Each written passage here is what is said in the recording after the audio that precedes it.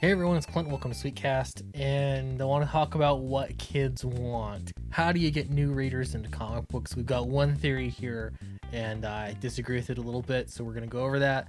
First, check out Downcast. It's on Indiegogo right now. We're working on part 3. I've got artwork. We're almost 20 pages into it. This is going to be bigger.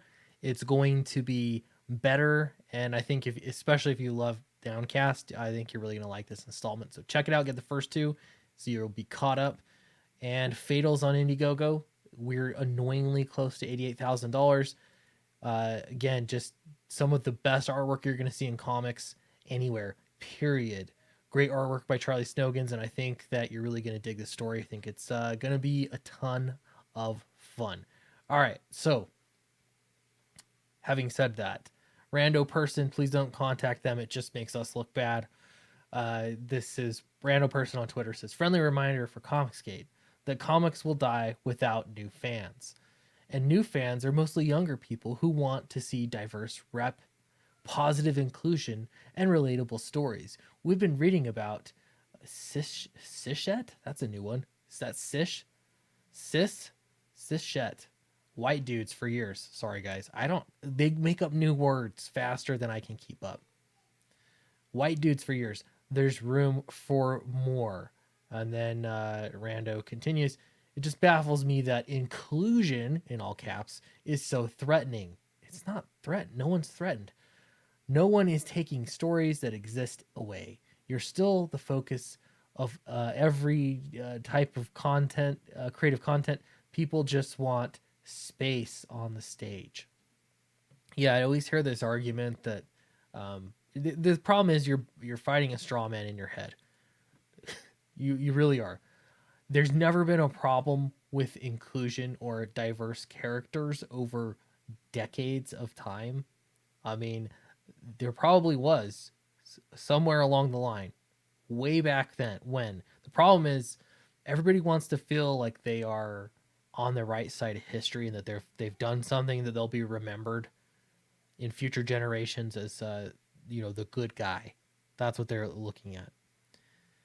The truth is, there's been diversity, and we'll break this up a little bit. There's been diversity in comics for a very long time. Nobody had issues with it. The vast majority of the comic buying public did not have issues with it. The problem is not with diversity. The problem is with your ideology. That is the problem. When you started making comic books a platform to spout your ideology, that's when we had a problem. Okay, second off, inclusion. That means, as far as I'm concerned, I'm going to take the word at face value. You want to include everybody, that there are comics for everybody. The nice thing is that there are actually comics for everybody. It's absurd how many small groups of people there are comics made for. There are comics made for everybody. Go ahead, continue to make comics for everybody. I don't have a problem with that.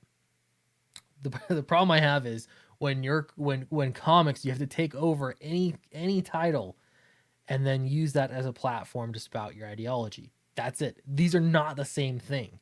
You're trying to make it like, hey, puppies, we like puppies. You don't like puppies?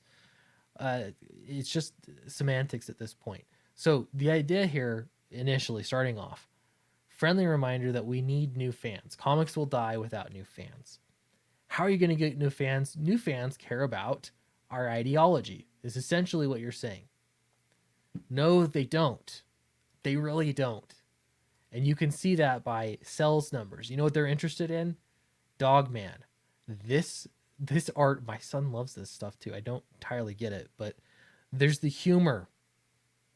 Okay, different kinds of humor have been popular at different times. Okay, but I'll tell you, Dogman is extremely popular. It sells an awful lot of books. I don't know how many, but it sells an awful lot. More than anything DC or Marvel is putting out. More than Squirrel Girl. More than the most inclusive thing you can think of. Dogman sells more. Does it have ideology in it? No. It has silly, ridiculous humor. That's what it has. And kids love it. This is how you get kids into comics. That's a fact. They're reading, more kids are reading this than are reading other comics. Okay. Apparently, Raina Telgemeier sells books. These are not your typical comic books. These are not superhero comic books. They're totally something else altogether. I don't even know if these are actually comic books. Are they? I don't know, but they're books and they sell. Okay. But the you see the difference here though. These are not existing superhero books.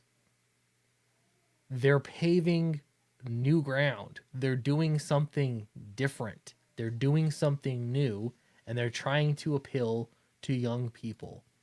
Minecraft. Why the heck is this as popular as it is? I don't understand it. Everything's blocky, but people love it. I realize this is not a comic book. This is a video game.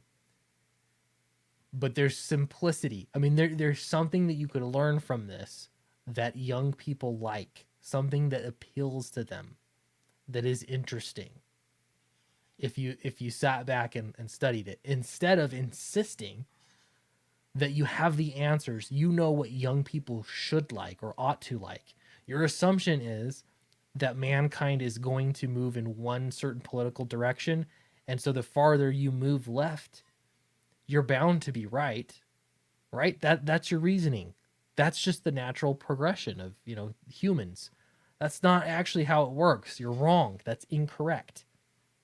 In fact, younger people are showing that they care less about your ideology than the generation before. Gen Z, what are they calling it? They care less about it, not more. They care less. And so, if you want to appeal to young people, I think it'd be helpful to learn about young people. Millennials are not young people. Millennials are in their 30s. Millennials are in their late 20s. They're not young people anymore. So trying to think that you have the answers for what young people want is a massive, massive mistake. If you want to get new readers, if you want to get kids into comics, going by a fad that worked for you in academia to get good grades, that's not going to fly with actual customers reading books. Kids, they don't care about this stuff. They really don't. You want them to care. That's the difference. It's not finding new readers. It's it's molding new readers. There's a difference.